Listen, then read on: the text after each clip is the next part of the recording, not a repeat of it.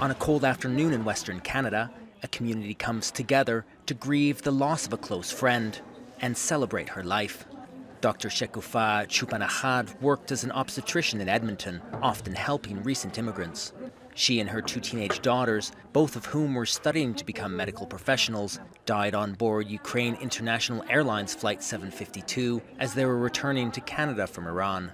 My friend, Dr. Shekufa, she was absolutely a kind person. She was always there for the community. She was always there to step in when help needed. So losing her, it's a big loss for the Persian community.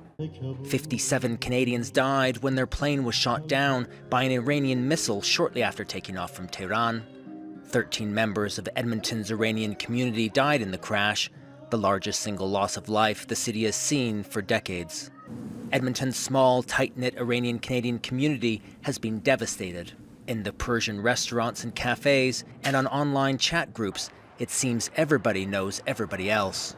When you're just hearing the news, it is not something that you say, but did this really happen? For a restaurant like ours that we have seen these people, it's just a deep connection. This is like kind of a small family of this restaurant. The part of this family is the people that we see all the time.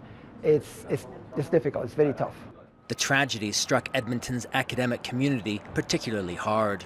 At least 10 of the victims were students, staff, or alumni here at the University of Alberta. Their friends say they were some of the brightest and the best. Their lives and their contributions to society cut short. Payman Parsayan is mourning the loss of his friend, Professor Pedram Mosavi, his wife, and their 2 young daughters, describing them as role models in the community. You can see the outpour of messages from people all across this country. It shows the grave impact that such an unfortunate incident has on not just the Iranian Canadian community, but Canada as a whole.